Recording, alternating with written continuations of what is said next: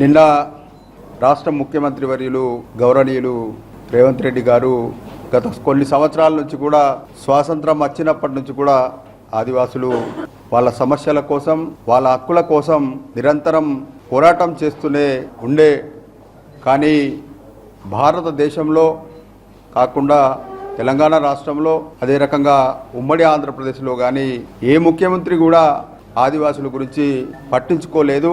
కానీ రాష్ట్ర ముఖ్యమంత్రి గారు మరి అట్టడుగున ఉండే ఆదివాసి జాతులు కూడా ఇతర జాతులతోటి సమానంగా అభివృద్ధి కావాలన్న ఉద్దేశంతో మరి నిన్న ప్రత్యేకంగా ఆదివాసీ సంఘ నాయకులతోటి ఆదివాసీ ప్రతినిధులతోటి అందరినీ మరి నేరుగా హైదరాబాద్కు పిలిపించి మీ సమస్యలు ఏమున్నాయో ఆ సమస్యలు మీరు చెప్పండి, ఆ సమస్యల్ని తప్పనిసరిగా మా ప్రభుత్వం పరిష్కారం చేస్తుందని కూడా మాట ఇవ్వడం జరిగింది.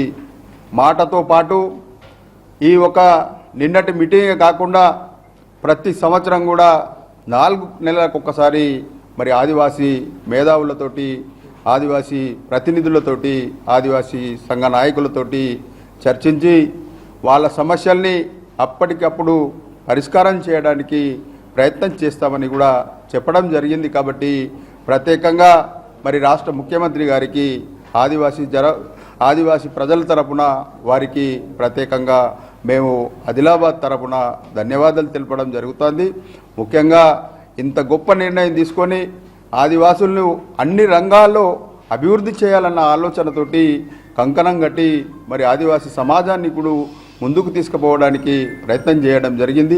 ఆనాడు నేను ఆత్రం సక్కు అదేవిధంగా ఇవాళ ప్రజెంటు వెడమబొజ్జు ఎమ్మెల్యే గారు కానాపూరు వాళ్ళ మీద కూడా మా ముగ్గురు మీద కాకుండా ప్రేమ్ సాగర్ గారు అదేవిధంగా విశ్వప్రసాద్ గారు అనేక తుడుందెబ్బ నాయకులు ఆదివాసీ సంఘ నాయకుల మీద డెకేటి కేసులు పెట్టి వాళ్ళను ఇబ్బంది పెట్టడం జరిగింది. కాబట్టి ఇవాళ ఆ ఉసురే మీకు తలిగింది కాబట్టి ఆ విధంగా మీ మీద కేసులు పడుతున్నాయి. కాబట్టి ఇప్పటికైనా ఆ ప్రభుత్వం ఆ విధంగా మా మీద కేసులు పెట్టింది. కాబట్టి ఎన్నిసార్లు చెప్పినా మమ్మల్ని ఇబ్బంది పెట్టినారు ఆ ప్రభుత్వం తప్ప మా సమస్య ఎప్పుడు కూడా పరిష్కారం చేయడానికి ప్రయత్నం చేయలేదు.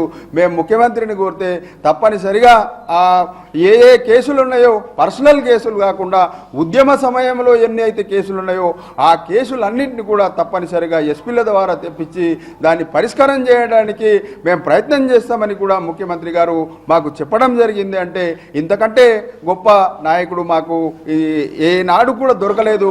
మాకు ఈ రోజు మాకు ముఖ్యమంత్రి గారు దొరకడం చాలా అదృష్టం ఆదివాసులకు. కాబట్టి తప్పనిసరిగా ఆదివాసీ సోదరులందరూ కూడా ముఖ్యమంత్రి మన కోసం ఆలోచిస్తున్నారు కాబట్టి మనం కూడా ఆలోచించాలని కూడా ఈ సందర్భంగా నేను తెలియజేయడం జరుగుతుంది.